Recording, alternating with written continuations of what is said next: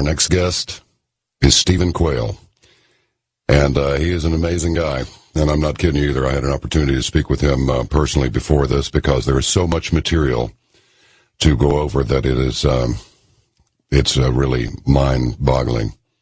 The future of mankind as humans meld into technology, dream or nightmare, signs, portents, few demons here and there, and the ongoing battle between good and evil, which becomes more and more clear that that's precisely what this is about, and certainly a really strong case could be made for it. I want to talk to him right away, so let's just bring him into the global living room. This is Stephen Quayle. Good evening, my friend. How are you? Hi, John. It's what a treat and delight to be with you, and we're going to talk about a lot of stuff that's really coming to the forefront and obviously impacting everyone's lives. Well, I brought the books with me. Okay. And that little dedication to Nikola Tesla on his birthday, of course, came out of your book Weather Wars, which is extraordinary and is worth a show all to itself. But this is your latest book, The Angel Wars, yes? It is, and in Angel Wars, I've taken 35 years of investigating the history, the myth, the legends of the wars in the heavens. It doesn't matter if you start with the recorded history of mankind, or at least that which they allow us to know about. You'll find that in every single instant, in every single country of the world, their legends always talk about the heavenly beings or the star people or the angels, whatever they're called in their local language, that come to earth, not only teaching mankind all of the different hidden arts, the mysteries, the sciences, but also going to war with mankind. And it's something that is too formidable a subject just to avoid in any way, shape, or form. It really is, and the thing is that it repeats and it repeats and it repeats. It's like the universe wastes nothing, and everything is cyclical. And as we go through our visit tonight, it'll be, here he is, it's Solomon. The thing that hath been is that which shall be, and that which is done is that which shall be done, and there is no new thing under the sun, and that's just how it is, isn't it? Right, and this is the critical thing, and I hope we can cover it. This is the key to understanding why all of the true, the forbidden archaeology, all the true facts in history have been hidden. Because in order to understand the present and to go directly to what we're going to be dealing with in the future, the keys lie in the past. So if you control the past, in essence, you control the future. So we've always heard, well, if these things are real, where are the bones? For instance, when I write about giants, people will say, well, they'd be in the Smithsonian. Now the Smithsonian's involved in probably one of the greatest archaeological cover-ups in the history of the world. The major governments of the world have cut deals with the U.S. government. We buy their silence with fabulous amounts of money. And now that the money is going to stop flowing, I believe the information is going to be there for the knowing as more and more people, and especially governments, break with official U.S. policy. So disclosure is going to take place more in the ancient realm as well as the alien or the heavenly realm. And so it's just as Solomon said, there's nothing new under the sun. But then when you start to deal with the sun and the sun's importance in history, obviously without the sun we all die. And I tell people that now we're seeing the solar anomalies. We're seeing all of the different SOHO, the solar observatory and the helioscopic observatory. In other words, satellites that do nothing but watch the sun until something important comes that the government doesn't want us to know about.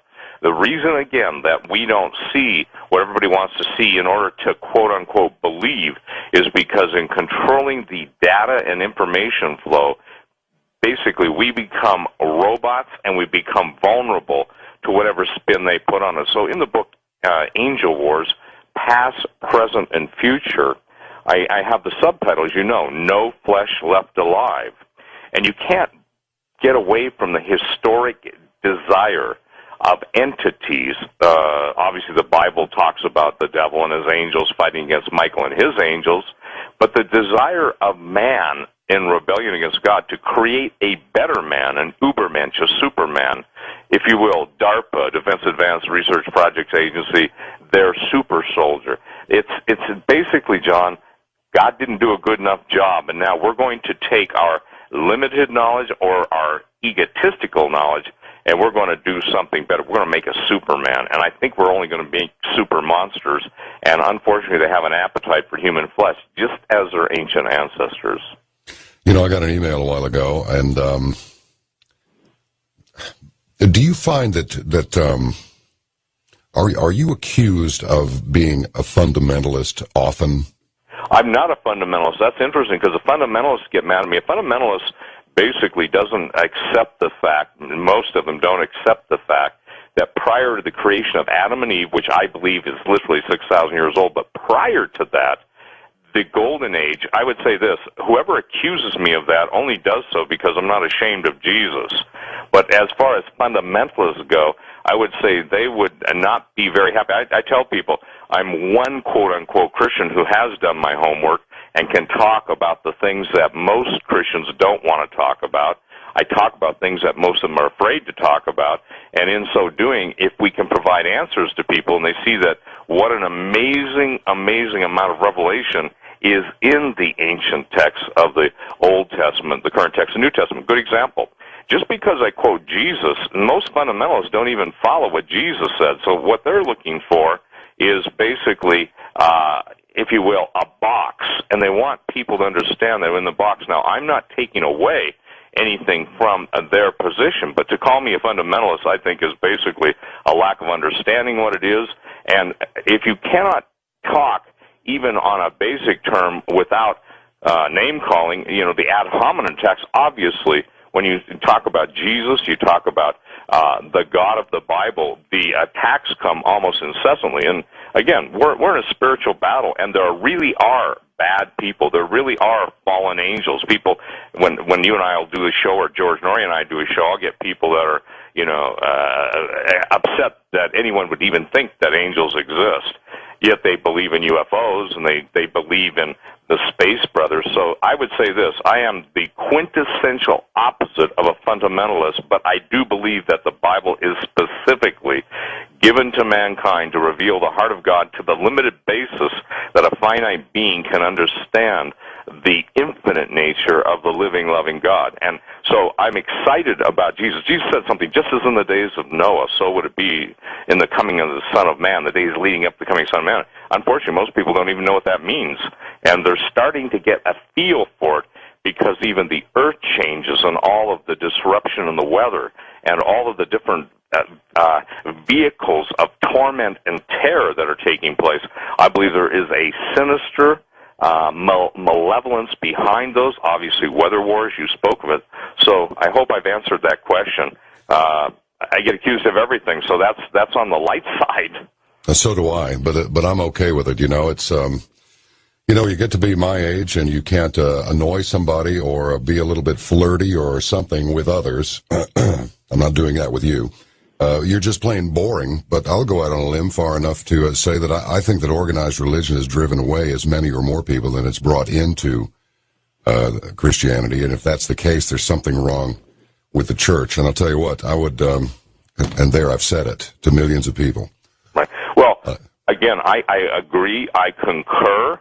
I am to the point of almost, I would say, in many circles, contemptible of organized religion. It doesn't matter Protestant, Catholic, doesn't matter what, because again, any time people don't know the truth or aren't allowed to know the truth or are suppressed or not allowed certain access to, quote, the truth or historic documents or things that would make it uncomfortable for those who want to control people, you, I, others. Look, we can sum up, I'll sum up the totality of what I speak about. It's relationship with Jesus, and Jesus is not the same as Buddha, Muhammad, an avatar, an ascended master.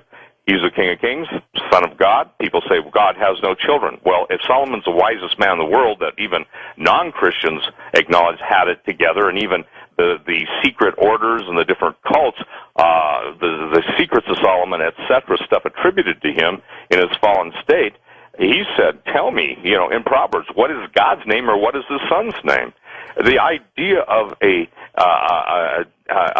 God who would absolutely give himself for the people's sins instead of having people climb up steps of pyramids, cutting the hearts out of living, breathing victims to appease some demon or demigod. I think it's fascinating to me because, again, everybody is looking at what they can do, and I'll be even a little stronger than you are. I'm in contempt of organized religion at the expense of people. Jesus came and died for people, not an organization, not a church structure, not to perpetuate dogma. He came that people might have life and have it more abundantly.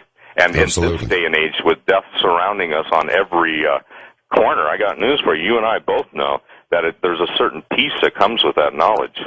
Tell you what, Stephen, let's take a break right now. Otherwise, I'm going to get I'd love to just keep rolling here, but let's take one. Otherwise, I'm going to bollocks this up real good. Our guest tonight is Stephen Quayle, and we're going to get into this. So strap in tight. It's not going to be bumpy, but it's going to be real fast. This is Coast to Coast AM. All right, Stephen, take us to the beginnings of evil, if you can. And what I mean by that is, what is evil anyway? Evil is intent to effectively to cause harm, either through subjugation or through just absolute abuse following the subjugation. So now you and I discussed briefly. The thing about it is this is such heady stuff, and it's just all over the place. I'm having trouble finding a beginning, a middle, and an end here because it's all kind of coming at once. But I think you're correct in saying it's all coming at once.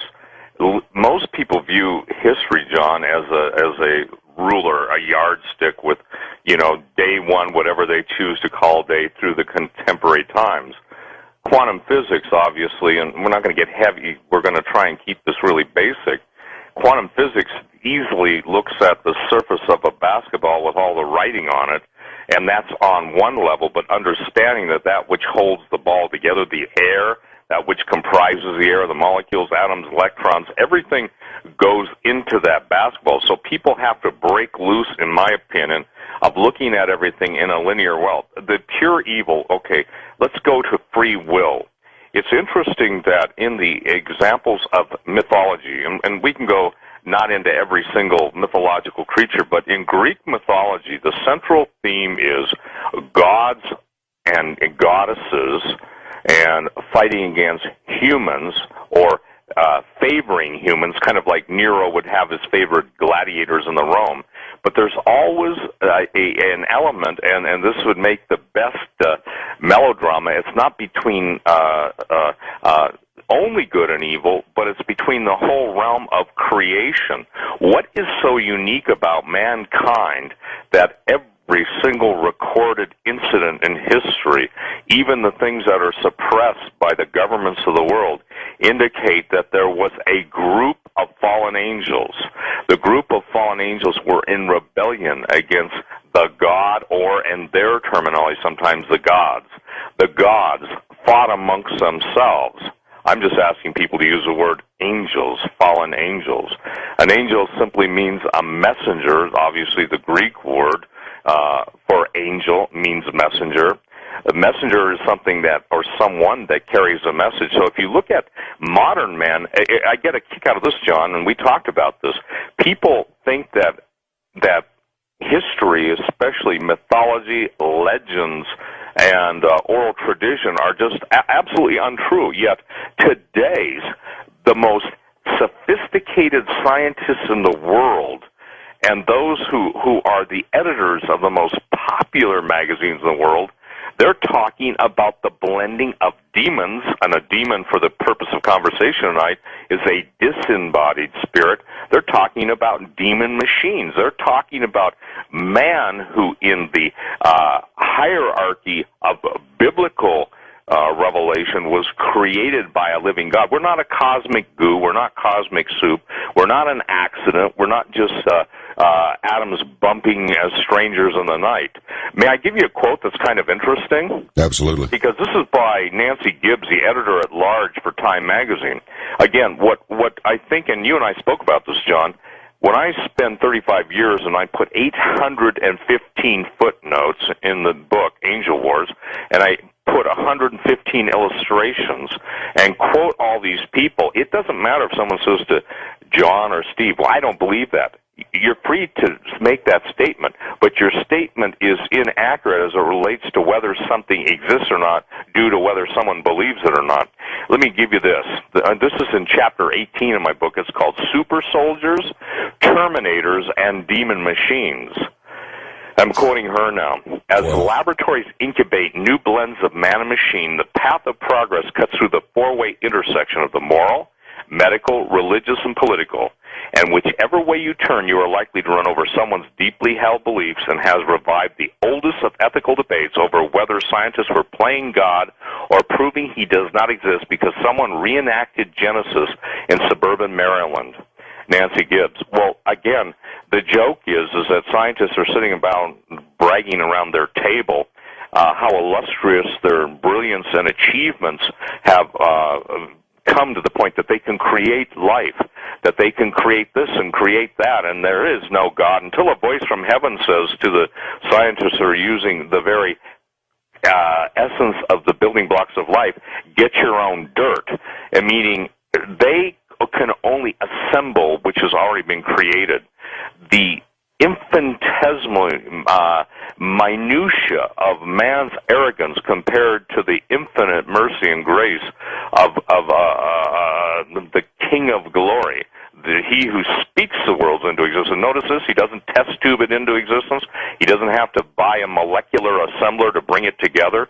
You see, there is such a shallow and such a misunderstanding, and I blame that on organized religion, to rob, in my opinion, God of his magnificence.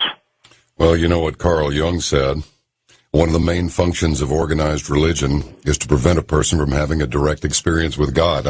I'd sort of roll with Carl on that. Well, I'll roll with him on that. I'd say 99% of the people, 100% of the people need their own relationship.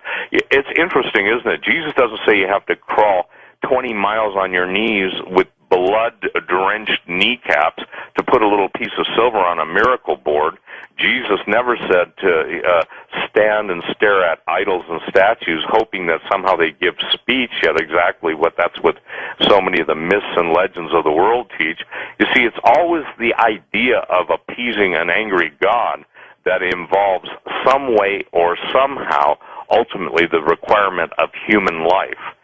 The Bible said, and look, here's again, the thing is this, is you can talk, you and I both know this, you can talk about anything you want. It can be any form of perversion, it can be any form of disgusting thing, it can be everything is on there's no limits now on everything that used to be considered morally reprehensible or disgusting. And no matter whose context you put that in, but it's fascinating that the minute you speak the name of Jesus, every attack comes out. And Jesus said this, and you and I spoke about this, marvel not that the whole world hates you, for they hated me without a cause. And so the thing is that there is a supernatural element to evil.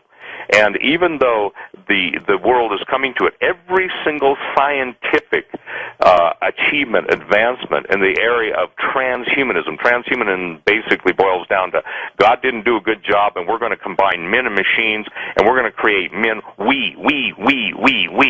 It's the arrogance of Lucifer himself saying, I will ascend. You see, men want to be God. They think that because of their ability to control the masses and keep the truth. Jesus said, ye shall know the truth, and the truth shall set you free. But that's based on also the fact that we have to abide in him. The love of God is the most lacking in person and presence. Who talks about it? Well, they say, well, those evangelical Christians. Most evangelical Christians aren't talking about the love of God. Most evangelical Christians aren't representing God as he characterizes himself in his Bible. Listen, the Bible is just a book. Obviously, the prophets, the stories that were written, that were given to Moses on the mountain. He wrote the first 5 books of the Old Testament. Hang on, Stephen. We got to take a break, and they're going to cut us off. So we'll be back with Stephen Quayle. John B. Wells with you, Coast to Coast AM. We'll roll on after these. We're not selling anything here tonight on Coast to Coast AM. We're never really selling anything. One thing I know for sure, and I don't know much, I don't know the truth. I get a glimpse of it every once in a while. I get a piece of it here and there, but I do know this. The truth is one of those things that does not require our belief in it to exist. When we come back with Stephen Quayle, I want to find out how much explanation there really is with all these winged creatures, human faces on beasts, beast faces on humans, and all these other things that just permeate our history. Hope you'll hang with us for that. This is Coast to Coast AM. John B. in with you tonight. You can send me an email anytime you want at johnb, Johnb, at coasttocoastam.com. Some months ago, I saw a news article. I don't even know how I got there. You click on one, it takes you to another, and you go to the sidebar, and by the time it's all over with, I wound up at a UK site. And there was a stillborn sheep, and it had the face of a human being on it, and I'm not kidding you either. It was absolutely disturbing, and the people who commented about it and their comments then put into print were a little sheepish about it. I'm sorry it was there, but it's true. Stephen, give us your thoughts on all of these various creatures of various distorted form that appear throughout antiquity and promise to be replaced in future, and we'll get to that later, with more modern, shinier-looking appendages other than the usual horns and tails. Well, the hidden truths in mythology, especially the Greek mythology, and there are other, again, every single mythological-based belief system deals with this, but the word chimera, some people pronounce it chimera, pronounce chimera, chimera. Yep. Obviously, excuse me, John, half animal, half human. Now, there was a time when people said that would never happen. Now, the idea behind it all is to cross the species, which is a direct confrontation against the created boundaries that the God of Genesis said that he created this, everything after its likeness and kind, and said it is good. The idea of trans-species mixing, not only forbidden by God himself, brought about the judgment upon the earth, killing everything and everyone with the exception of 8 people. People don't believe in Noah's flood. But even prior to Noah's flood, the prophet Jeremiah spoke of another flood that predated the creation of mankind on an earth that was in rebellion. Even the myths of Atlantis, by the way, I don't believe they were just not real places. Atlantis was real. Lemuria was real. Mir was real. Shangri-La. All of these different mythical places have a lot of things in common with the face of the human on a sheep. It's at that point that the God, not a demigod, not a demon masquerading who wants to be God, not Lucifer, but they made themselves an image that they could create and they could be on the same level as God, and they made these horrific creatures, whether they were satyrs, whether they were lion men. It's always the DNA. Now, in my book, here's something that most people don't understand. They'll quote the Dead Sea Scrolls, or they'll at least reference them, and much of the Bible that we have, especially in the Old Testament, obviously, a lot came from Qumran, those what are called the Dead Sea Scrolls. But two of the most fascinating books out there that deal specifically with the question you're asking me are thousands of years old, and they're on copper scrolls or rolled up in different medium that they've been able to keep together. And that one is called the Book of Giants, which most people don't even know exists, and the Book of Enoch. In the Book of Giants, it said that the fallen angels literally commingled, call it DNA, which obviously it was. They absolutely distorted, perverted, manipulated the DNA of the animals. See, this is something that, again, most Christians are taught, and fundamentalists believe, and I want to make this clear. I believe that the earth was obviously a lot older than 6,000 years ago, and that a pre-Adamic, you'll find this interesting later in the show, but a pre-Adamic civilization of angels and other beings not created in the image of likeness of God were brought forth, and they rebelled. The Golden Age, if you will, Manetto's Table of Kings, I'm going to throw some stuff out there, the Egyptian antiquity records, they go back tens of thousands of years. The map of the Creator, which is 500,000 years old. So modern Christianity can't account for these time periods in the past. They'll try and make excuses, but the thing is the Word of God doesn't make excuses. It gives the truth, not the total truth, but when it comes to the chimeras, when it comes to the animal-human hybrids, it's interesting that in every single case in the Book of Giants, which is complete, and by the way, the Book of Giants, the word book is a little misleading there because it's fragments, but it's all about the fallen angels messing with every form of animal, every form of insect. Somebody knows, you may swat the flies and call them the little bees that they are. By the way, the word bastard specifically is a word defined and applied by God in the book of Enoch to the fallen angel's offspring. So that's what it is. It's not just somebody you don't like. The word historically. Now, some people get offended when I use that word. Obviously, I do want people to understand in the context. So as it relates to your question, John, these things were messing around with the DNA, crossbreeding everything, and that's where the monsters of antiquity come in. That's where all the strange stuff comes in. That's where all the giant centipedes, millipedes, insects, birds, dinosaurs, all this stuff come in. And in my opinion, we're going to be there again. That's why it took superheroes / half men, half God, in some cases of mythology, to conquer these things. And so when I talk about genetic Armageddon, today's technology producing tomorrow's monsters, we ain't seen anything yet. And what the boys in the black lab coats, and when I say black, I want to make this clear, that's the secret laboratories of the world that do such horrific experiments that Mengele would be the patron saint of these guys. In other words, they're that sick. You read my mind about Mengele. Let me tell you what, many people do not know this. There has been, and I know this has been said ad nauseum, but it's true. It's unbelievable what our people, I don't care what color, I don't care.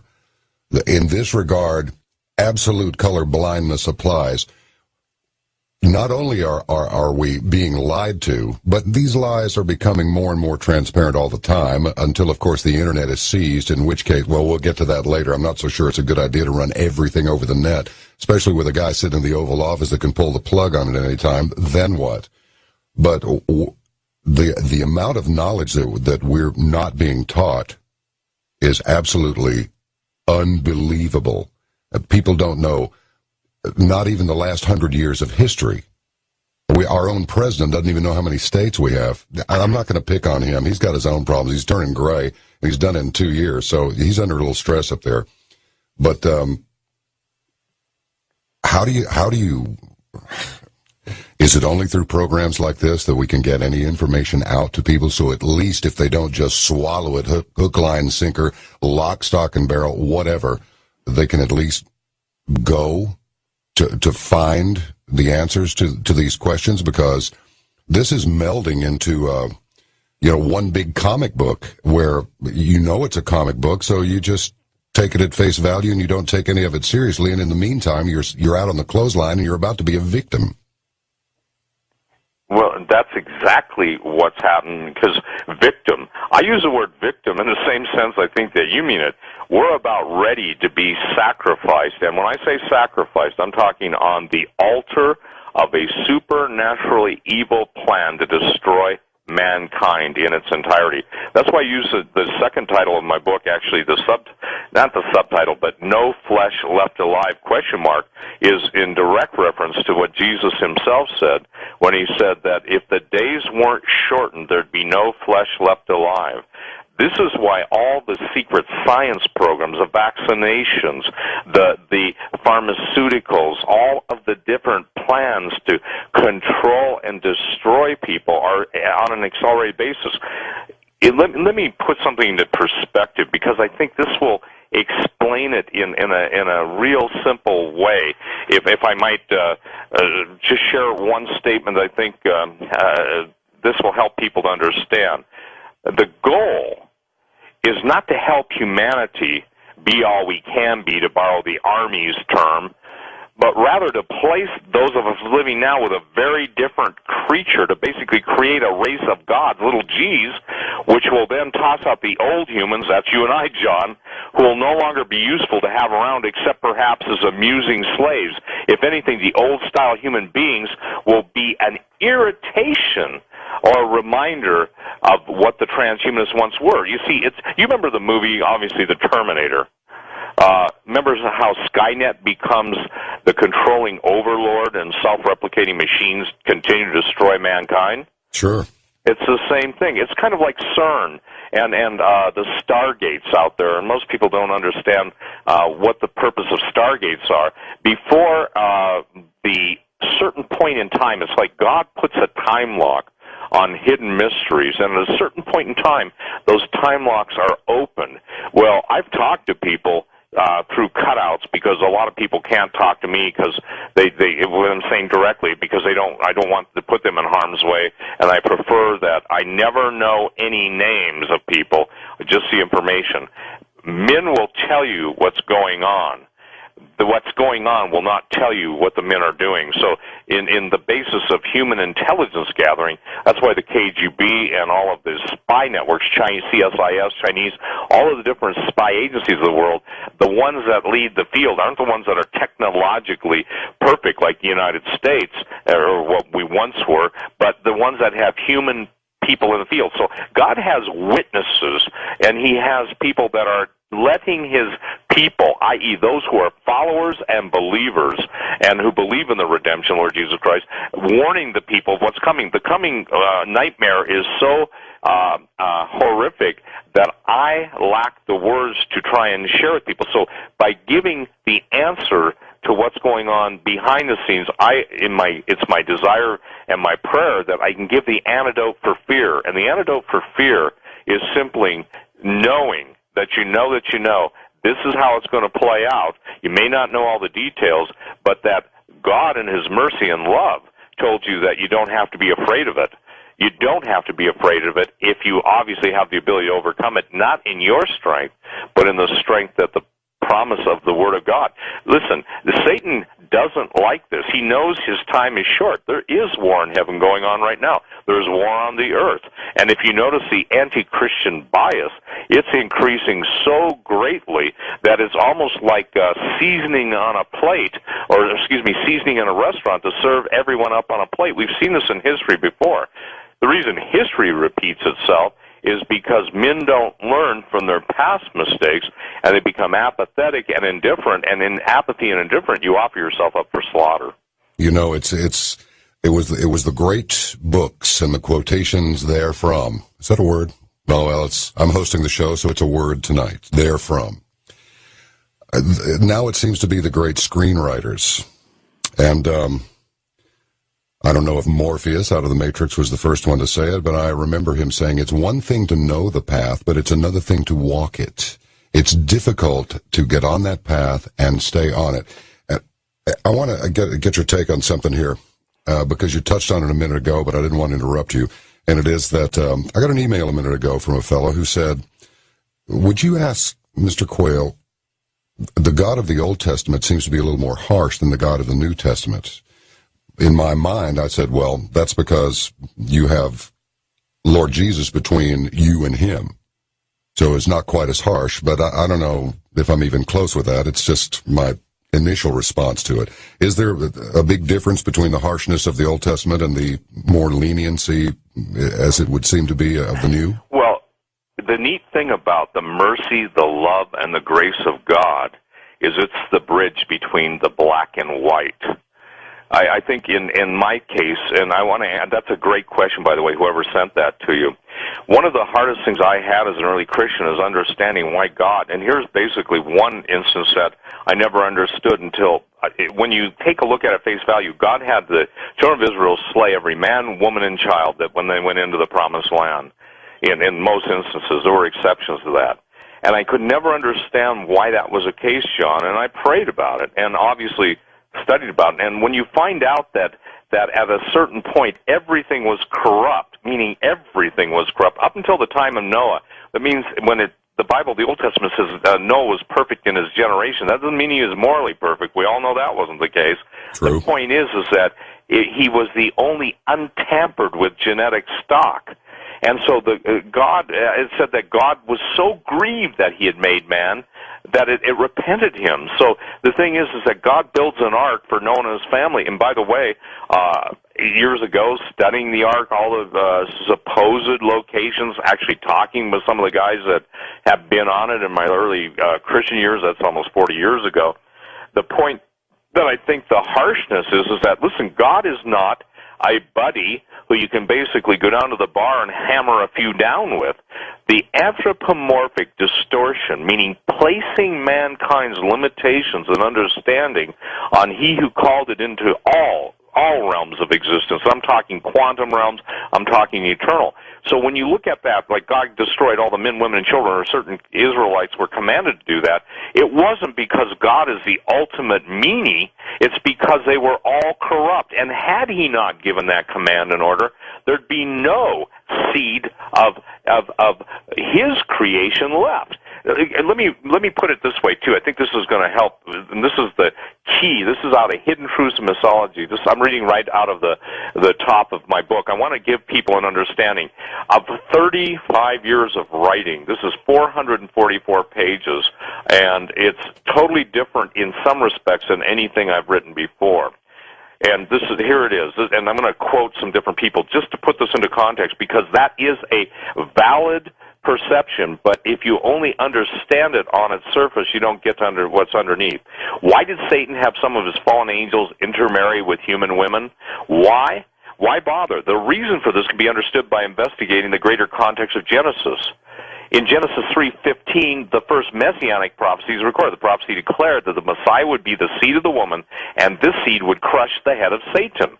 What is happening in Genesis 6:1-4 is a satanic attempt to corrupt the seed of the woman by having some of his angels take on human form. And I might answer the critics too. That was both before the flood and after the flood. By the way, angels always appear as young males when they take on the human form and intermarry with humankind to try and corrupt the seed. Therefore, the events of Genesis 6:1-4 were a satanic attempt to cancel out the prophecy of Genesis 3:15. That was Arnold Fruchtenbaum, Ph.D. So if you look at this in the context that there is good and evil, how does good, and this is a great question. I fight, and it's truly sometimes a fight with evolutionary biologists. I say, if they say, prove to me there's a God, I give them three words that absolutely prove to me there's a God: free will, love, and laughter. And I want to share this because in a purely biomechanical or a biochemical matrix, you cannot account, if you believe in absolute predeterminism of chemical compounds to bound, because you always have to have an enzyme, you always have to have a catalyst, something outside of that which is created or which exists, for whatever reason, to form it. A lot of pressure, a lot of heat, a lot of this, a lot of that. The very nature of the argument, I've said on Coast to Coast with George before, John, that there's nothing that expresses to me the truer nature of God than love. So the God of the Old Testament was truly harsh. When you understand the barbarism of the Old Testament, and by the way, God, the Hebrew God, the God of the Old Testament, never allowed human sacrifice, and even in the Hang on, Steve. They're going to cut us off. Hold your thought. Hold on tight. This is Coast to Coast AM. We're coming back. Our guest tonight is Stephen Quayle, and I'll tell you what, got a lot of emails in here. Some of them are pretty good. They're some of the questions are really good, and I'll pass them along to Stephen as we go on through. But just for the uninitiated, I don't have to tell you this, but I will anyway, just in case you need to be reminded. Listen with an open mind and have no fear of opening your mind, because there's nothing in the content of tonight's show that will harm you in any way. Most people are predisposed to believe one way or another. Anyway, as individuality slips away. Normally I would go ahead and take a little break now so that we could have a nice long run with Stephen, but I think we'll just bring him right back on in. And I got to ask you something, Stephen. What isn't the first step to subjugation the general degradation, beating down, and elimination of the individual, like Patrick McGowan did in his Prisoner series? In other words, they're taking, certain schools are trying to take he and she, him and her, out of the schoolyard language because they don't want any gender bias. Now, in my world, being just exactly like everybody else, this notion of equality is just exactly the same thing as being nobody. So am I on the right track, or have I gone off the trail and off into the ditch? No, you're bright and astute, and you know exactly what's going on. It's just like the family. God is the ultimate father. Jesus referred to him as my father, your father. The family of God, the family is one of the most unique manifestations on earth of what it means to live and love together and flow together. So with the gender, quote, confusion and the taking away, ultimately it's one more step. You destroy the family, you destroy the procreative ability to reproduce a value. Every value that we have seen destroyed in this country, it's being destroyed by design. And the Communist Manifesto is nothing more than Lucifer's blueprint for destroying the word freedom.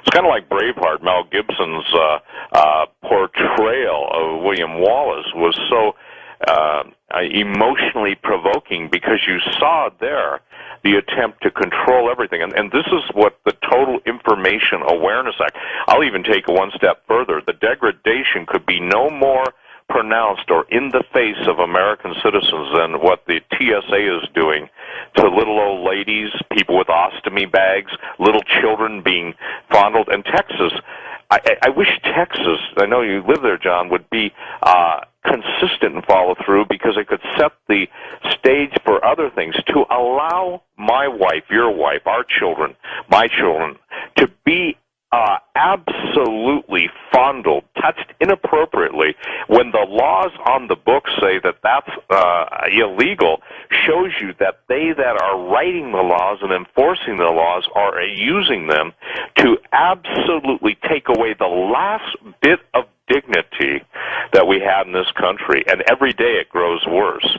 Everything we think, do, and say are in the plots and schemes they're trying to control us with today.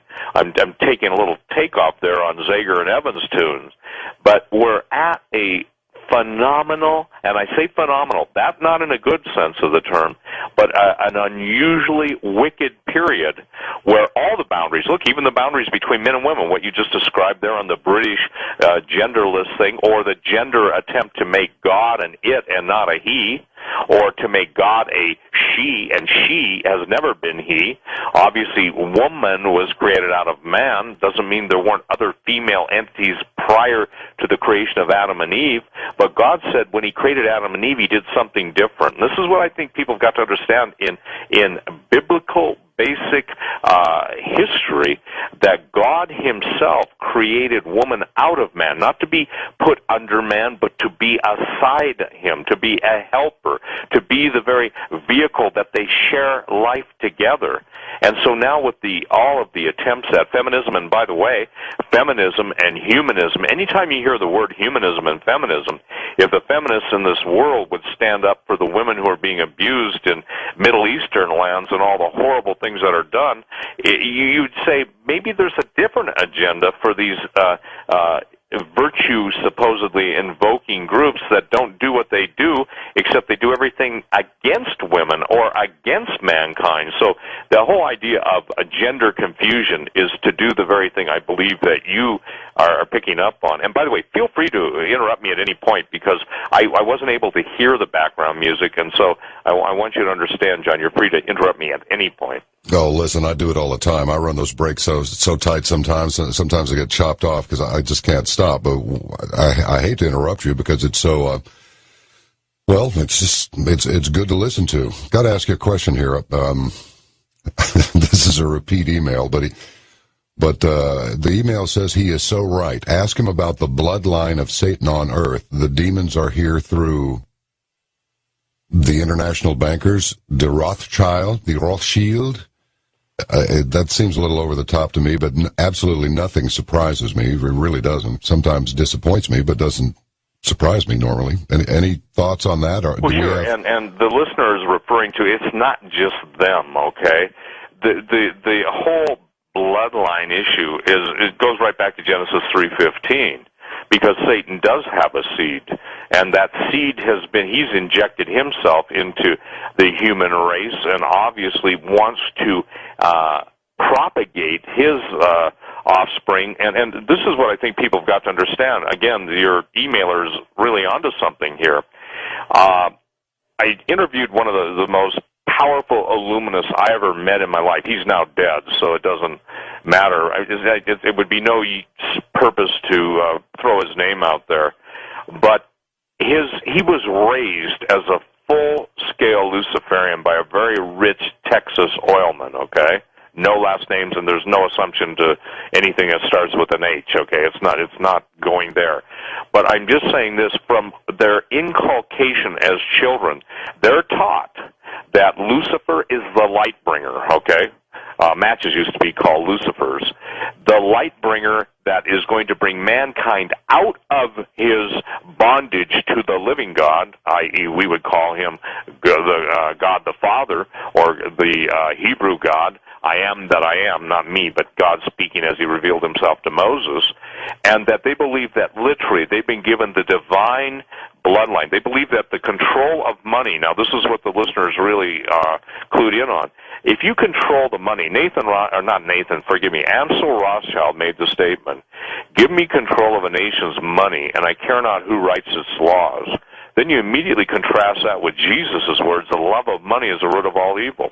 What are we seeing right now, John, in the control of money? We are seeing the absolute subjugation, destruction, and the end to America's middle class. Someone says, look, that's a little extreme, Steve. No, it's not extreme.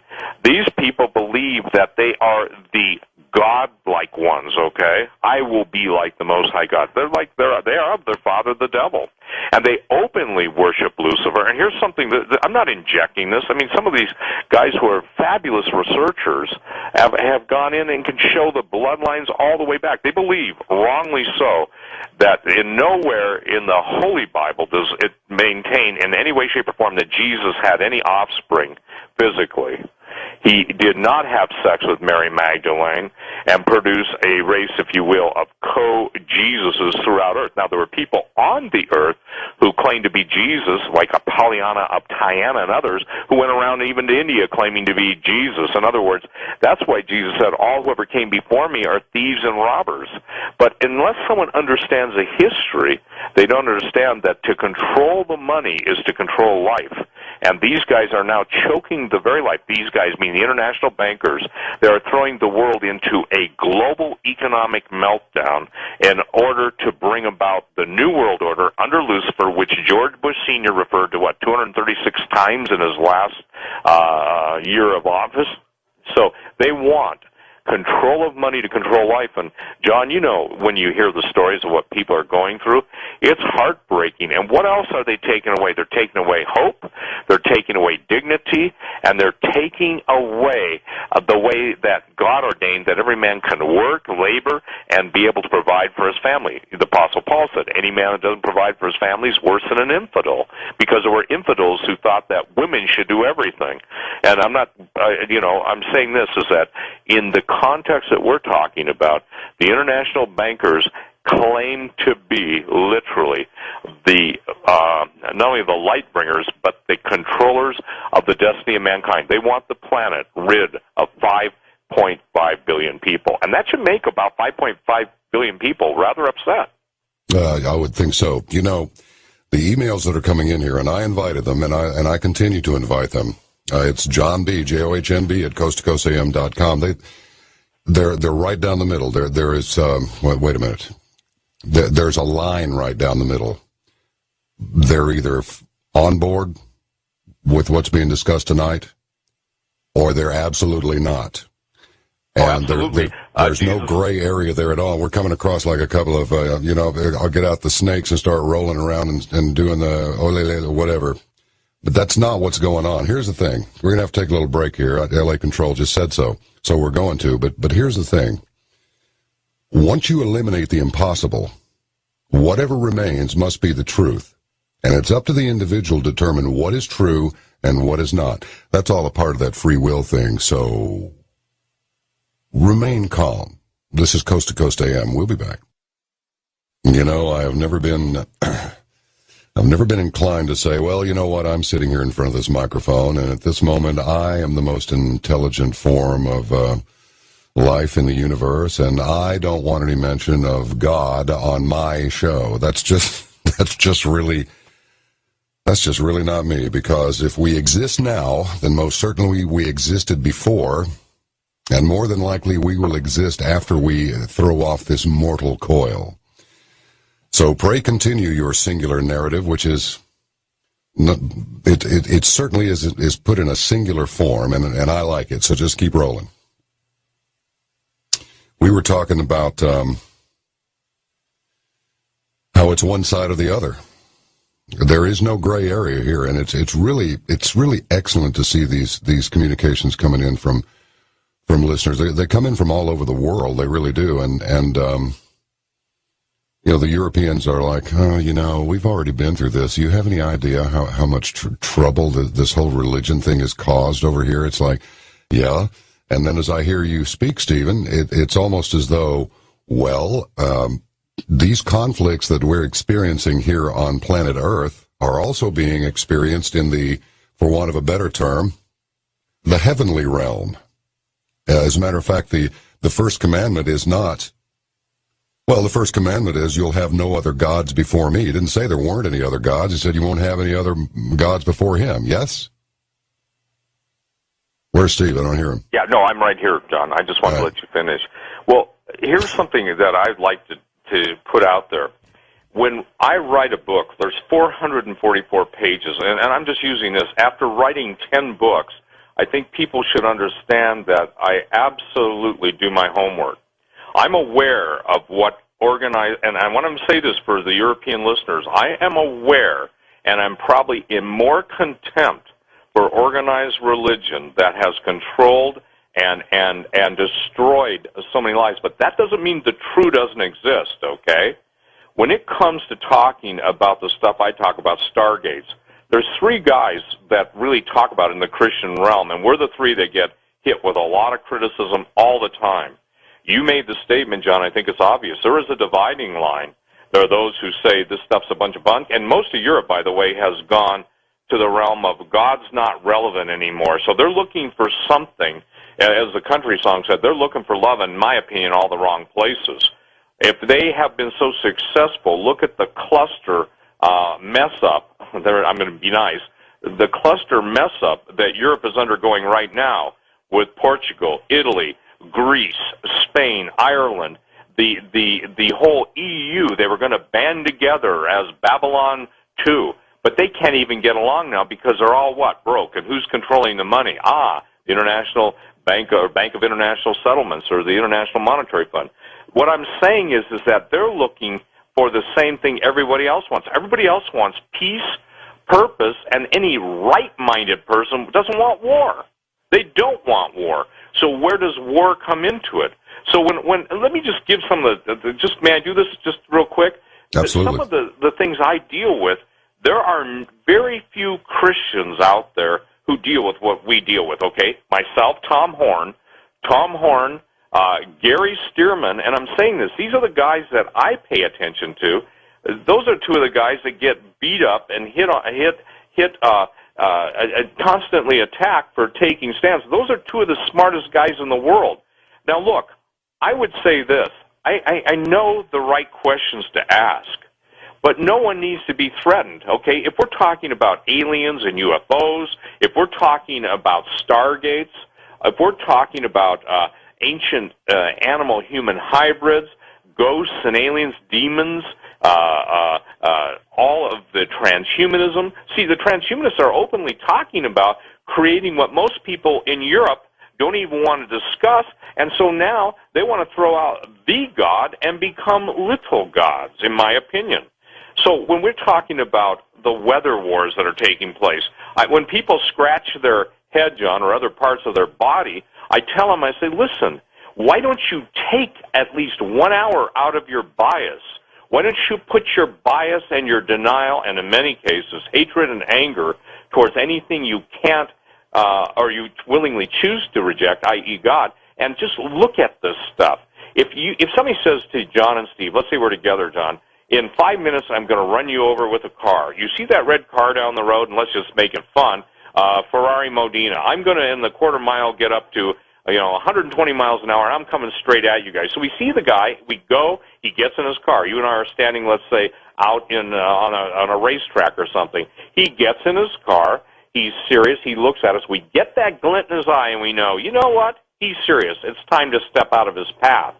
I think that the basic understanding of people is they want it on their terms, and they don't understand that the terms they're looking for are the very terms of their enslavement and worse, or destruction. Let me ask you this. What effect do we imagine that that our conversation tonight is having on people of other faiths, Muslims, for example? Well, first of all, the realm of the jinn in Muslim theology and the end times is very present in their beliefs. I probably, for a non-Muslim, have a very good understanding from a Western approach of the jinn. I mean, even something as, like, let's talk science fiction, or even science fiction shows like I Dream of Jeannie, Barbara Eden in the bottle. Where did the promise of something that had been locked up coming forth, or the words abracadabra, or 1001 Arabian Nights, or any of the if you will, the historic points of Islam in their literature and in their belief system? The thing is that what I'm trying to say is you cannot escape the supernatural. Why are the Sci-Fi Channel, they have Ghost Hunters, International Ghost Hunters. They have all these things. Listen, ghosts, demons, and all the different creatures of the night, they've been around since antiquity. Do you remember, John, the first Conan movie? Conan, yes. the barbarian, with obviously Arnold Schwarzenegger? Oh, yeah. You remember when he goes into the desert and there's this beautiful, alluring woman who welcomes him into her tent? Do you remember that scene? If you don't, it's based on the Middle East, the night hag, Lilith the night hag, and people can see what we're trying to say is other faiths, all faiths, and it doesn't matter. They have a contact point with the supernatural, and all I'm doing is I'm not attacking their contact point, but I'm just saying this. Isn't it interesting that a night hag who basically lures a man to have sex and then devours him, literally eats him up as in a cannibal fashion, is that legend would be reappearing in the desert Southwest amongst the Native Americans? And isn't it interesting that the giants, the ogres of history, whether you're in the British Isles or you're in Cambodia, Laos, Thailand, this is something, the word giant is such an important understanding, because it means something other than the scale and size of man. Plenty of indication that they affected history way more than anybody gives them credit for. Let's talk about it when we come back. Our guest tonight, Stephen Quayle. His new book, Angel Wars, Past, Present, and Future. No Flesh Left Alive. John B. Wells in with you. Coast to Coast AM will return. I'd like to thank everybody who's sending the emails in. Some of this stuff is really good, most of it. And, of course, I'll try to answer as many as possible, but they're really coming in here. And our guest tonight, Stephen Quayle, wants to take us in some various directions, one at a time, of course. That'll make things a little bit more coherent. We are going to go ahead and knock out this, what we call a floating break, so we can have a nice long run up toward the top of the hour, and then next hour we'll try and work in some of your calls too. Thank you very much for being with us tonight. John B. in with you for the duration of this show. This is Coast to Coast AM. We shall return. Stephen Quayle, take us anywhere you'd like to go, because my head is reeling and I'm ready for just about anything. And according to the communications I'm getting from our audience, they are too. So hit me. Well, I think, John, probably the greatest example of suppressed truth that's coming out is remember when we used to be told about the moon not having any water and Mars not having any life? And people have got to see the change now in attitude of even the UFOs that are being seen, the triangular-shaped spacecraft that are ours, by the way, the TR-3, Tango Romeo 3 Bravos and 3 Charlies and TR-4s. Most people don't understand that there is a total blackout to the mainstream of what's really taking place in space, what we really know about the planets. If the former head of Skunk Works, which is a top-secret governmental development initial program that was under Lockheed, basically came up with a statement, Bud Rich at his retirement dinner, if the American people knew what we've done, that we've been beyond the stars, in essence, he said they'd be furious. When people look at the ending of the space shuttles, they think, oh, woe is us. It's a smart move to save money because we're so far beyond all that. Now we know, and some of us have been saying this for 15 years, I've taken a lot of heat, especially from quote-unquote Christians. They'll basically put a cross up like I'm a vampire because that guy believes in UFOs. I don't believe in UFOs. I acknowledge them. I understand where they come from. I understand the technology, the people in the know. Look, I could know nothing except people have taught me, and I've learned to ask the right questions, many times at my own expense, what really goes on behind the scenes. And what's astonishing to me when I've talked to some of the most important people, in my opinion, in the world, and these are not Luciferians, these are amazing men, they and women, they basically ask me a question. They're in a position sometimes to, how do I say this, fly some of the stuff that most people don't even know exists. They say, you ask us, Steve, why we sit back and watch us go down, yet the American people won't speak up and won't elect people that will represent them, and this is true of the Europeans listening in too, that we basically believe lies, promises that are based on nothing, but will never believe the truth that's based on something. So you can't have, in the UFO world, millions, and you go on YouTube and you'll see how many viewers there are to every specific video that's posted of triangular-shaped or whatever shaped spacecraft. You can't see the aerial phenomenon associated with UFOs, for instance, over Moscow. We're seeing China and Russia showing the double sun. We're hearing all the talk about Elenin and Planet X being the 10th planet, Nibiru, Gabriel's Fist. All of this stuff is classified under national security. Stan Deyo used to be able to give such a wonderful picture of where earthquakes would take place based on what are called sea surface temperature anomalies. He was so good at it, by the grace of God, very bright man, that the people that were feeding the data were ordered by presidential decree under George Bush to no longer make that stuff available to the public. Everything that is stuck under a national security blanket in this country, I think in Britain they call them national security letters, it's designed to keep you from knowing the truth. That's why the whole, and listen, if people want to take the official conspiracy 9/11 story that the government came up with as fact, then they're doing themselves a great disservice.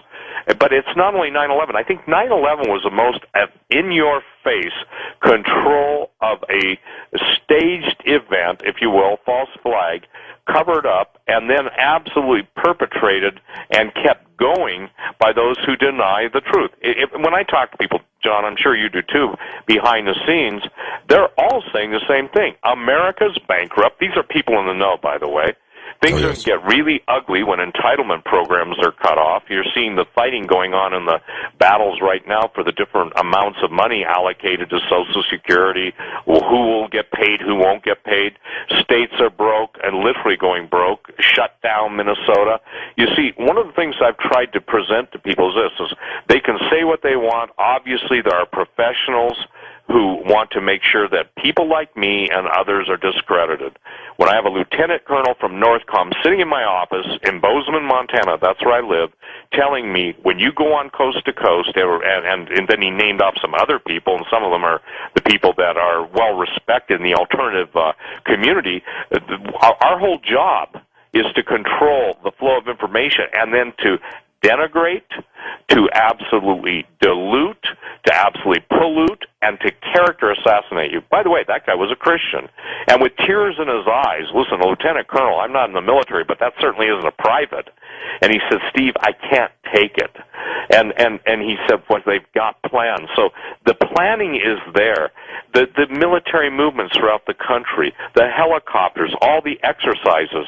And I say to everybody in the military who's listening into this tonight, since when did the American people that your fathers, brothers, mothers, and others died for, since when did we become the enemy? Because something has changed in this country, something very drastic. Listen, a man who is an American, a woman who is American, a child who is an American, had an identity that was different than anything in the world. You don't put anything in front of the word American. It's not just because you're an Italian American, a Polish American, an Afro American, a Japanese American. The minute you take away and attack what it meant to be an American, you started to divide. You divided ethnos against ethnos. That means, exactly what it means, ethnicity against ethnicity. So now we're hearing, and let's look at this, John, because it involves Texas, we're hearing that American guns are being shipped to Mexico and used by the drug gangs. Now we're hearing that the very people that control the guns in this country are responsible for firearms up to 30,000. These are full automatic weapons. I'm a gun guy. I wish the press would learn to use the correct terms and quit using the word assault rifle. The point is that when you've got the head of the ATF having to secretly testify before Congress, being threatened with everything he's being threatened from the highest law enforcement in the land, we are a nation no longer of laws. We are a nation ruled by a hidden hand that wants the American population disarmed. Well, you know what, go ahead. I'm sorry. No, you go ahead. I'm sorry. No, well, the thing is, in my info, I've received 2 or 3 pieces of information from undisclosable sources that indicate that those weapons actually were manufactured here, and they're AKs. They're Kalashnikov rifles, and I'm wondering, why are we producing Kalashnikov rifles here and then having the ATF oversee their transport south? Well, the answer to that is the destabilization of the United States of America. Years ago, when I first started on talk radio, we were getting reports, and for the record, that was, I think, 15 years ago, John. The nice thing about talk radio is that you have had, I have had, George, others, Art, everybody who's been on talk radio has had we've had relationships with people, or we've had communication with people that really were seeing things in real time and telling us. The problem is like you started out earlier in the show tonight, whether people believe it or not isn't the issue. Whether if it's happening, it's happening. And in those days, there were entire Chinese shipments of military heavy weapons coming in to the gangs on the West Coast. So why is our southern border wide open? I think it was, 40 or 42 people killed in the gunfights between the Mexican government and the drug gangs yesterday.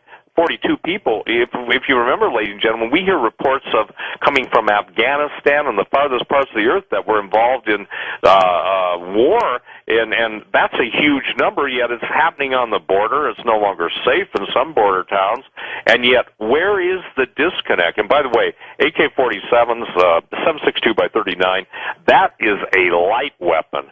What I'm telling you is that the heavy weapons are flowing into Mexico. I mean, we're talking anti-tank weapons. We're talking shoulder-fired missiles. We're talking stuff that would blow most people's mind, and it filters through the gangs. So why is it that we'll send tens of thousands of U.S. troops who put their life on the line overseas for, quote, our interests, yet somehow the Border Patrol is licensed or relegated to having 9mm handguns and maybe a 12-gauge shotgun, and then there are their rules of engagement, and they're being outgunned.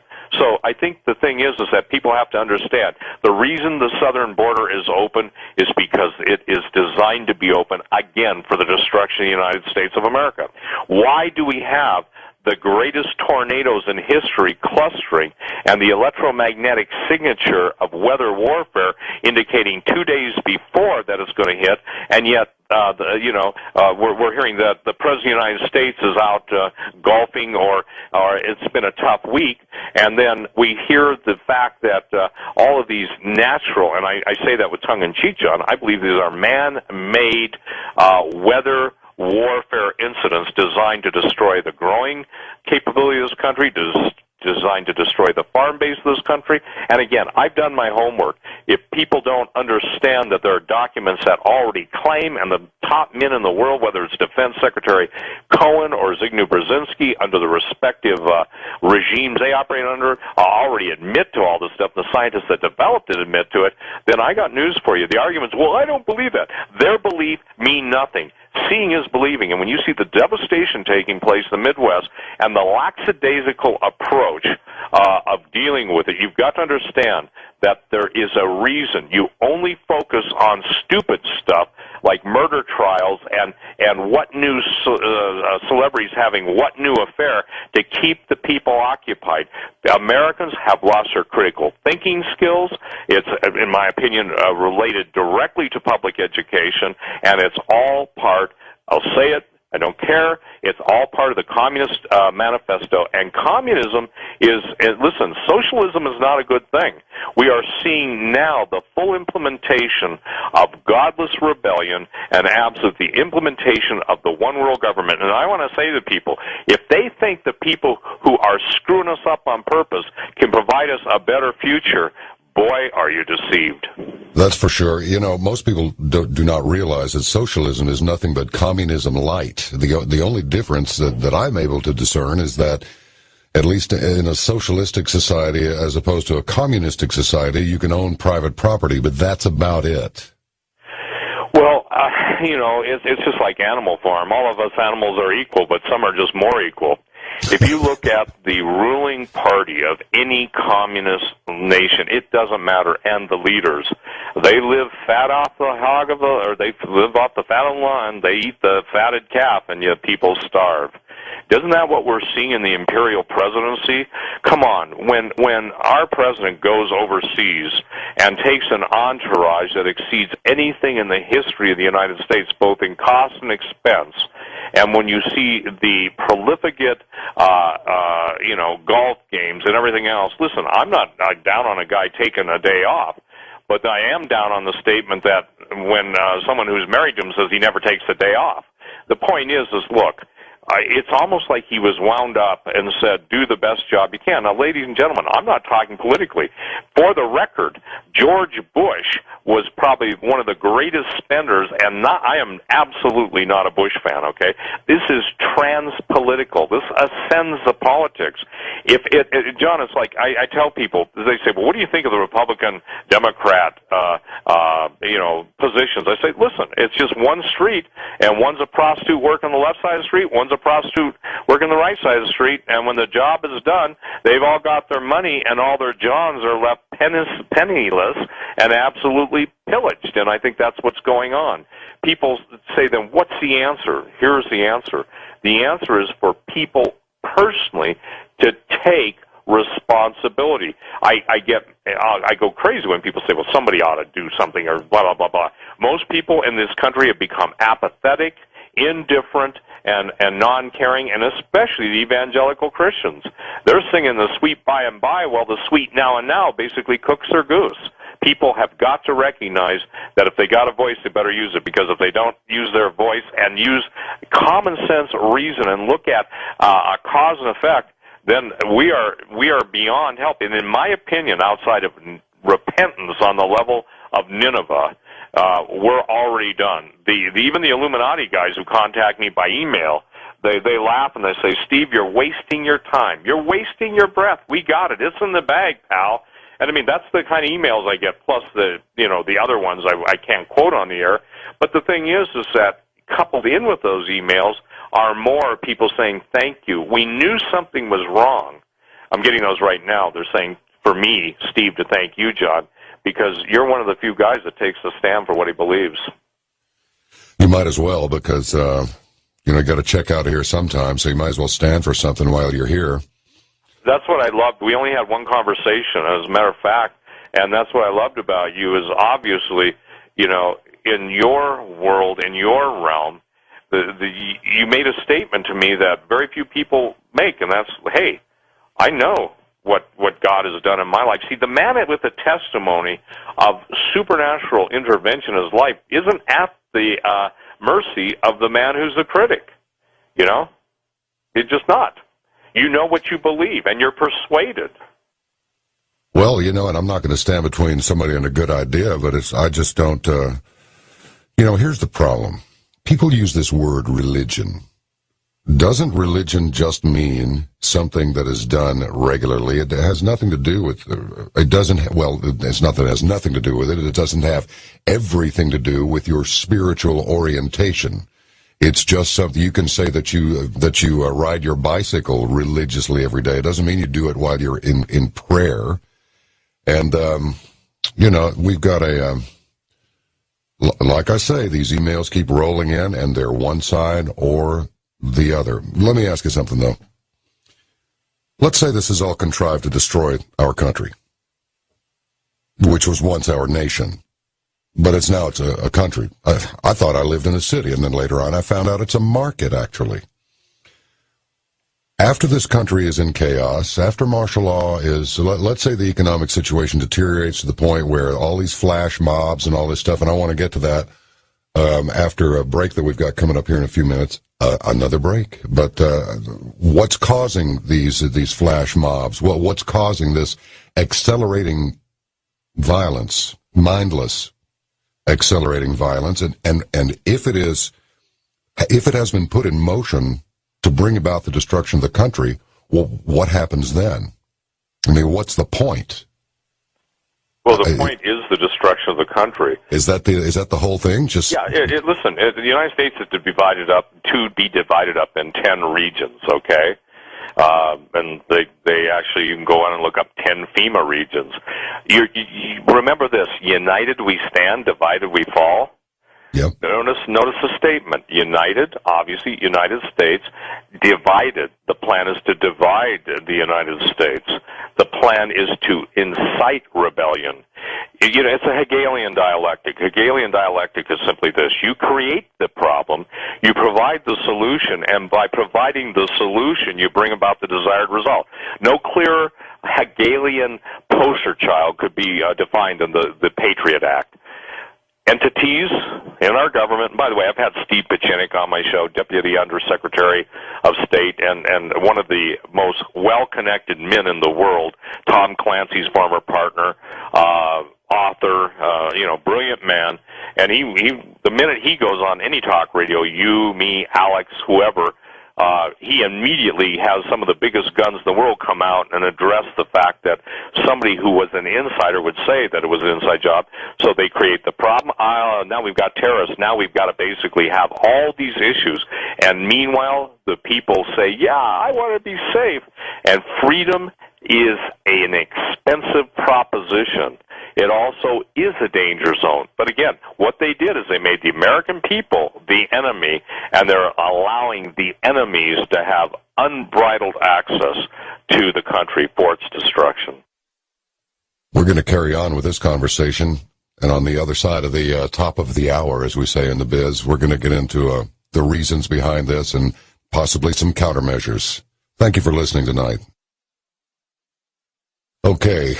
In our conversation with Stephen Quayle tonight, we have touched on many things, and thank you very much, each and every one of you, whether for or against anything that's being discussed on this program tonight. It is your prerogative, and we welcome it, because otherwise we really don't know what your reaction is, do we? We can only guess at it.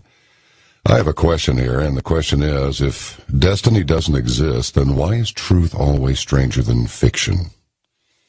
And it is strange, the things that are happening in America. When Stephen and I were kids, because I'm not in my 30s, I'm past that, one murder would shock an entire country. The entire country, our country. Now, there seems to be quite a lot of it on far too many corners and streets and stores and homes throughout our nation. Why the flash mobs that have turned into flash robs? Are they orchestrated? Is the turmoil in Syria, in Yemen, in Libya, in Egypt, and elsewhere, is that all orchestrated? What about Islam's fifth column? Is it protected in some way? And what is the end game? And then finally, we'll get to what we're about to morph into as time goes by, and if the forces of darkness get their way. Please stay with us for this final hour with Stephen Quayle, our guest tonight on Coast to Coast AM. John B. Wilson with you tonight. Stephen Quayle, this is absolutely amazing. We spoke on the phone about all this craziness that's sweeping the nation. I've resisted discussing anything of a personal nature. I'm tempted to do it sometimes, and then I pull back from it. But somebody very near and dear to me was subjected to a mindless and brutal attack, and I certainly hope the city of Austin will clean up their streets a little bit and get things together. Otherwise, I may just have to come down there and talk to them. But what's going on with these flash robs? All this stuff that's supposedly orchestrated over these social networking sites, Facebook and Twitter, blah, blah, blah. Supposedly the whole Middle East has been set on fire because of Facebook and Twitter. I'm not buying it, but I understand that some of the same orchestration of violence may be actually contrived, and it's not accidental or spontaneous at all. You know, once you start seeing a trend, well, it starts to look like it was designed rather than just some spontaneous, whoa, look at this. This is an anomaly. It's like, no, it's no more an anomaly than the war on terror or the war on drugs. Both of them failures. Well, let's take Europe first, John, if we may. Europe went off almost on cue, simultaneously and instantaneously, and the Middle East also. Now, all you got to understand is the United States foreign policy in the Middle East to define that obviously we overthrew Mubarak, and the rage that went on behind the scenes of the betrayal of the Egyptian government by our president and by our intelligence agency. I think what you need to understand is the social network sites were set up, not originally envisioned maybe by them, but funded by them in all their investments through their banking contacts. When you're dealing with the word terrorism, and people have to broaden their understanding of terrorism. For a lot of years, I wrote about terrorism, and again, my critics don't take the time to read some of the stuff I write, so I just say, when they've done what I've done, I'll listen to them. But the point is that terrorism is big business. When you want to upset a nation, you have obviously your people in country. You basically can throw a lot of money to buy a lot of allegiance. You develop relationships, and what the social networks have done has been to give instantaneous communication between the controllers and the people they control, the handlers and the operatives they basically position. So this thing is designed first and foremost in the Middle East to set up the general cataclysmic nation, or nature, not nation, but in the nations, the global chaos that the Illuminati demands, because their Latin obviously speaks for itself. Order out of chaos. What that literally means is the old belief systems, the old financial systems, the old every way that has been history to this point must be changed into the new global good, and I say that with tongue in cheek. Let's call it the global bad, that the Luciferians themselves basically see a world without God, and so all the Europeans that are emailing you or emailing me, look at what you've got. You are basically a secular continent. Look at what we've become in the United States. We've become not so much a secular, but an occult nation. Occult just meaning hidden.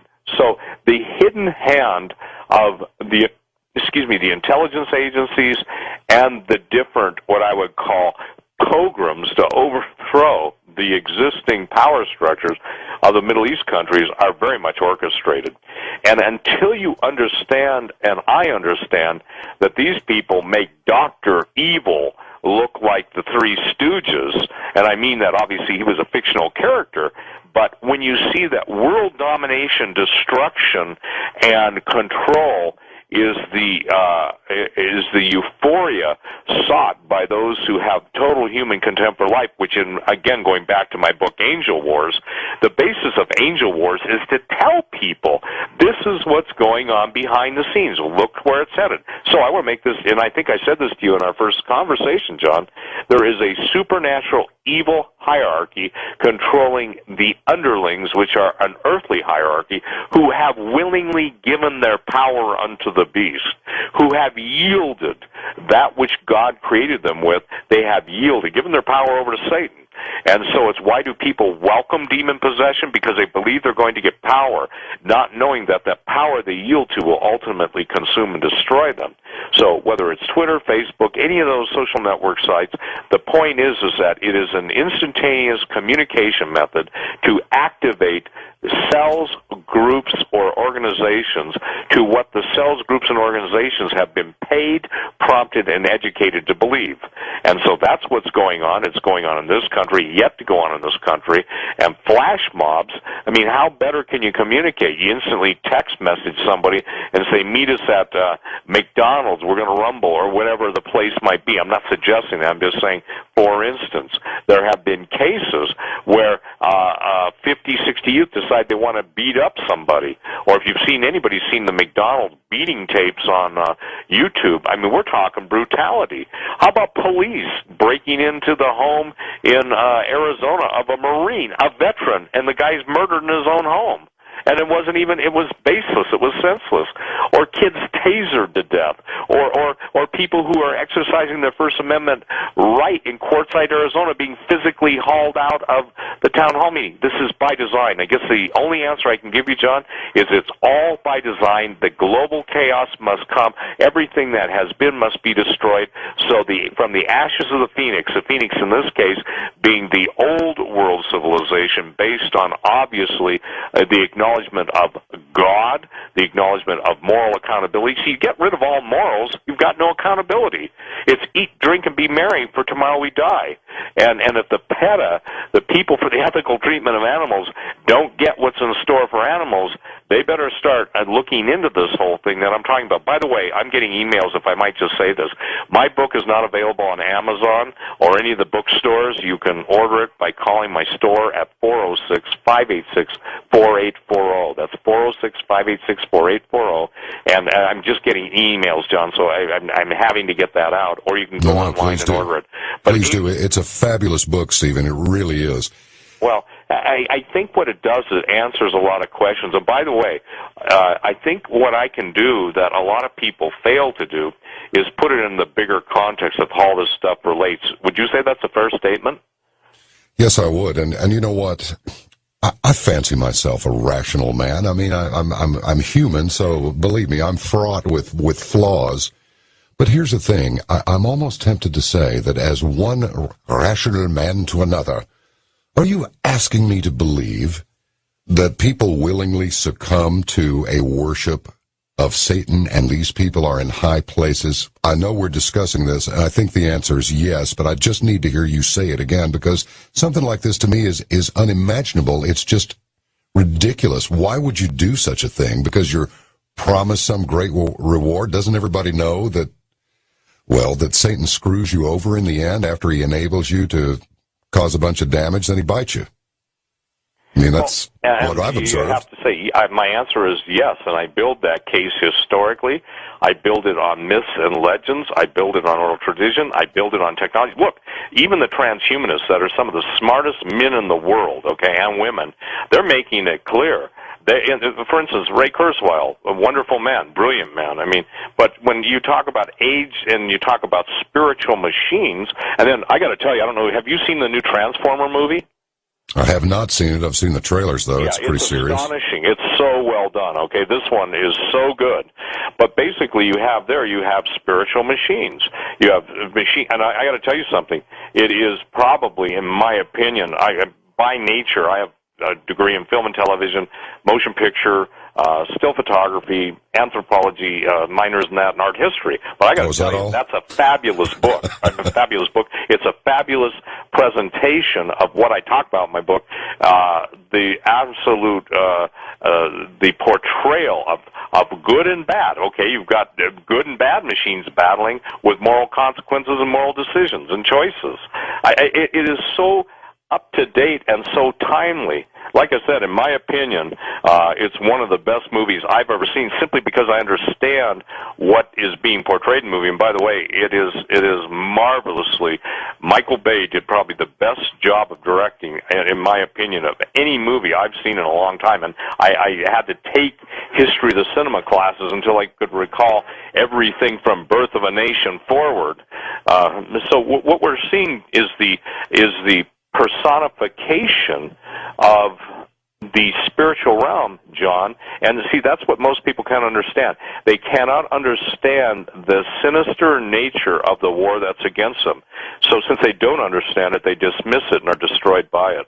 Understood. Well, there's another one out there that touches on something I'd like to let's just go. I don't call it ADD. I call it MAC. That's multiple attention capability. So let's do that.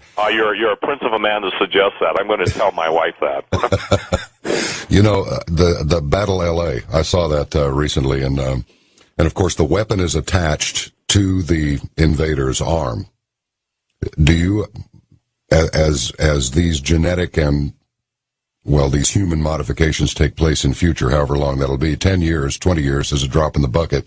I know and you know that everything that we know of as being contemporary technology is actually about 30 years behind what actually exists. In fact, my mother said, John, I saw a triangular-shaped craft, didn't make any noise at all, and it was just following this highway. And I said, oh, Mom, come on. And this was back in the 70s, but it was headed right toward a well-known Air Force base. And moving absolutely soundlessly. So I'm jumping around here, but it's like, is that what's in the future? Are we talking about androgynous creatures that have weapons built into them that are cloned, much like the things that are taking place with the chicken that we eat in some cases? Well, yes, and it's fascinating you would bring that up because, let me share this. In the world of special operations, and most people don't understand this, and this was told to me by people in that realm. One of the gentlemen who I respect and admire the most in my life made a statement to me. He said, Steve, in my world, things do go bump in the night, but he said, we know how to bump back. Over the years that we were friends, and we no longer talk, not because we're not friends, but just because of the nature of who he is and his position in the military and stuff. The thing that was fascinating to me, when he would talk about the weapons, may I give you what a four-star general said? Sure, absolutely. The weapons are thousands of years in advance because all we do is try and control the technology that existed in the past. This is something that most people don't understand. Let's take the nation of India. They have a history in the Mahabharata and a lot of their Vedic texts of wars that are absolutely right out of the future. Zacharias Sitchin wrote a lot about wars between God and men, but the ancient Vimana, the flying machines, the high-energy weapons, some of their statements, weapons with the power of 10,000 suns.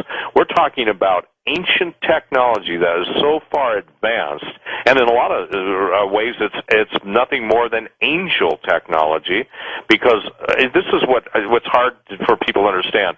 They accept Hollywood's demons as being the brilliance of fallen angels. Fallen angels don't usually possess human beings. A demon is a disembodied spirit. The Book of Giants and the Book of Enoch teach that the demons were the spirits of the giants who were killed. So they have supernatural intelligence, they have supernatural understanding. Believe me, they know history, and they can quote the Bible better than most pastors, I'd say probably than any pastor, because they know what's in it. But the thing that I want people to understand is this.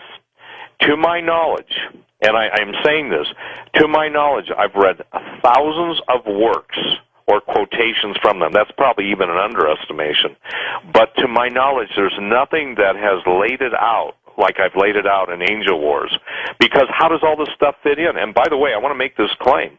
Most evangelical Christians will not receive what I've written in my book. So for people to be easier, I'd say anybody who genuinely wants to know about ancient civilizations, about giants, about fallen angels, mythology, and how it all relates to the destruction of all human life and how it's being implemented would do well. This is an exercise in a primer. It's kind of like, I would say, a life assurance policy. It helps to deal with the fear. Now, I would bet your mother wouldn't be afraid if she saw another TR-3 because she's already seen one. You know, the triangular-shaped aircraft. They're silent, they can hover, and they can cloak, just like the Klingons. And John, a good exercise is for people to study the history of science fiction. The intelligence community learned after Roswell that by putting things into science fiction and putting into the genre of science fiction films, they could absolutely control the information of anything that might leak by just passing off, oh, that's just science fiction. Yeah, they just saw that in the movie. It was a brilliant mind control and population control mechanism for the flow of information. Well, you know, the former CIA director asserts that the U.S. may seriously want to consider creating a new Internet infrastructure to reduce the threat of cyber attacks, or maybe it's just to shut down the enhanced communication between the citizens. I mean, what would happen if the whole net went down and we couldn't, I mean, everything runs over it. The telephones, the cell phone. Isn't it interesting, no matter what cell phone carrier you have, it's the same voice that tells you all circuits are busy now. Now, I wonder why that is. Well, first of all, it will happen. The Bilderbergers in their latest meeting, that was their number one concern, that people are finding out too much information. So I would encourage everyone, the most important things that they found on the Internet, to make hard copies. It will go down under martial law. And let me just spell this out for people. The Internet will go down. The cell phones will cease to operate. Anybody who's been in an area where the cell phones have been interrupted during a natural disaster. By the way, on my website, stevequayle.com, STEVEQUAYLE.com, I encourage everyone who's concerned with that to get a satellite phone, because the satellite phones will stay up as the last line of communication. A satellite phone, you don't need to go through any land-based switching station. In other words, if I want to call you, John, I place a call to the satellite goes directly to your phone, and I went and met with the people that are the largest providers of satellite phones in the world, and they do a marvelous job. And there's a box on my website. They go and check that out. But what happens when information ceases? Then your actions. Then in my mode, I don't know if you've ever gone in this mode, but because I spend so much time researching, I actually go through withdrawal. And I think what people will do is go through withdrawal. Now let's add this. People who are in social networks, who are on Prozac, or who are on any type of maintenance drugs, and then they can't make a call, they can't control their anxiety, anti-anxiety medication, excuse me, that's all by design.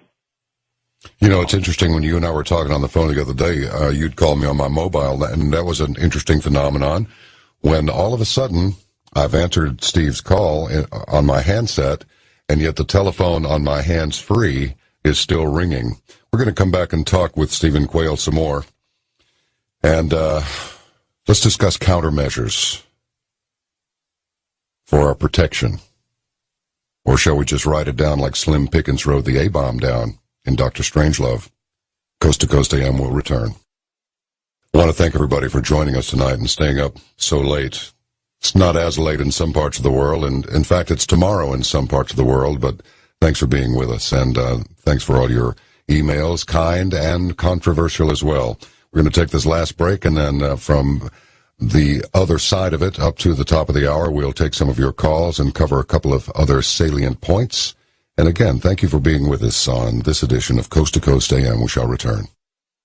Stephen Quayle, author of his latest book, Angel Wars, Past, Present, and Future, No Flesh Left Alive? Maybe not, because if they hit us with everything that they can hit us with, it will be very much like, It's just a movie. I know it's just a movie, but it's a good story. It'll be just like Battle L.A. It really will. The stuff that's out there now is we can't grab our pitchforks and our brooms and our shovels and our torches and march to the palace to force the king to abdicate. That's not going to happen. They'll have their sound guns up. They'll have their heat shields up. They'll have shock troops all over the place. We won't get anywhere near them. So what I want to discuss with you and with Stephen Quayle is, do we write it down until it goes off and then see what's on the other side, or are there some countermeasures we can take, and what are they? And I want to get to those just as soon as we come back, and we're going to take your calls. Thanks very much for hanging in there as long as you have. You are true troopers, and not of the storm variety. We shall return on Coast to Coast here. All right, wait a minute. So I told you I'd bollocks it up. Stephen, we're back. I think my brain's winding down. I know. I've run out of coffee. That's what it is. I need an energy drink, and it'll really be a disaster. Well, I got to tell you, I just run on quadruple A adrenaline, so I don't need coffee. I need something to sometimes settle me down, and I thank those of you who have sent me emails telling me to slow down. I'm just grateful that people listen. I want to just share this for the last time, John. My books are not available. I'm getting like a lot of emails, okay, saying, can I get it at Barnes & Noble? Can I get it at Borders? No. You can go on my website, Steve Quayle, SteveQuayle.com. Again, my last name is spelled QUAYLE.com, and then you just click on the big Q. It'll take you to the page, and you can call my office tomorrow. We have like normal hours, 9 to 5. For those of you who want to order tonight, you can order online. But my phone number is 406-586-4840, 406-586-4840. And leave messages. We will call back, and typically, I just want people to know that when the initial response I've been getting back on this book is different than any other book I've ever written.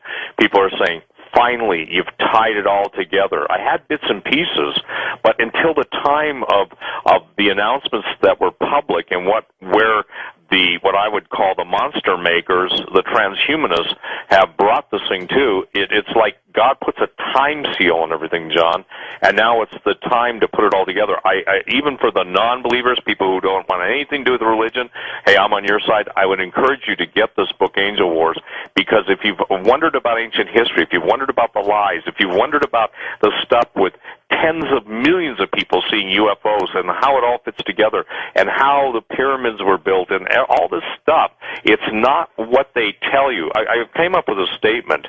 History is no longer what was.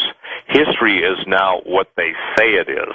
And simply meaning that if you don't understand the truth of the past, you won't understand that history is repeating itself, and there's no difference in the power structure, the occult power structure behind the Nazis and their attempt at racial purity. Just understand now, in the elite, they want only their bloodline saved and everybody else dies. That means that as one Satanist wore on his T-shirt, and the guy actually had implanted horns, I ran into him, it said, "Christians, your time has come."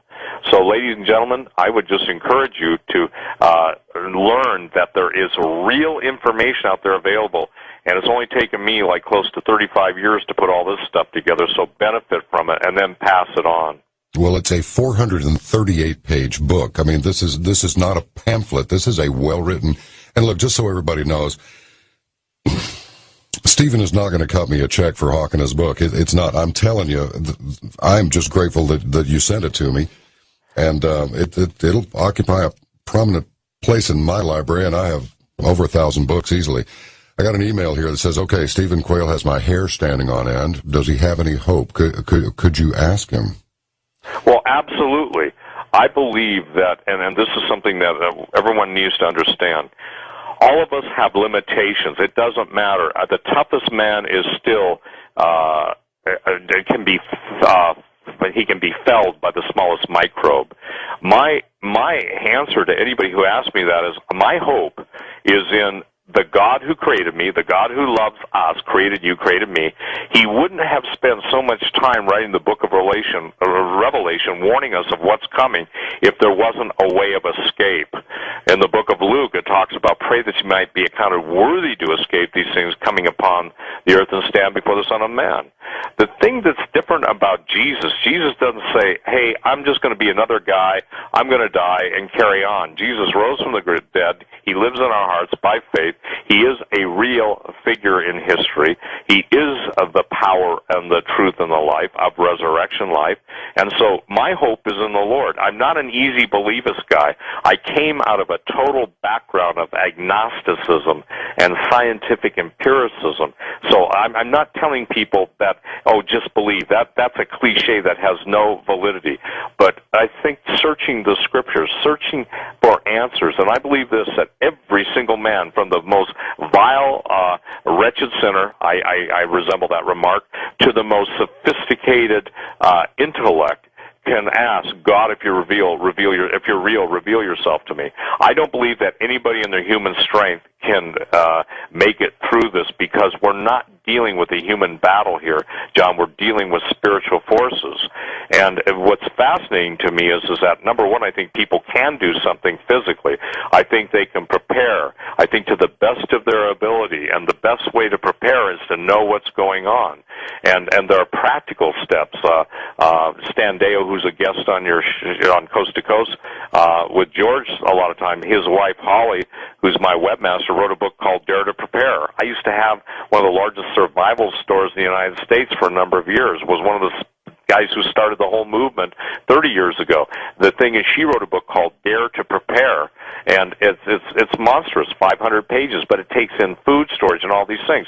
Food and clean water will be the most precious commodities in the world when it comes to daily sustenance. And again, I can only tell people that there are absolute steps to take. The first step to take, though, is saying, look, something's wrong, and it doesn't appear that it's going to be fixed. And let me share this. Lying political devils, and I hold them in contempt, who have screwed us up to this point cannot unscrew us. Those who have promised everything and cannot give what they promise, except they get their bonus, they get their deep underground bunker. As you and I speak tonight, John, to the millions of people around the world, the governments of the world know what's coming. They're preparing. The elite are ready to occupy their shelters, because just like the movie 2012, they have a plan to escape what's coming. They're not going to talk to us about Comet Elenin. They're not going to talk to us about Planet X. They're not going to talk to us about what's really going on in the Earth changes. They're not going to talk to us about interplanetary gravitational forces or solar storms that are coming. They're not going to tell us any of that stuff. Well, they reap the benefit of that knowledge.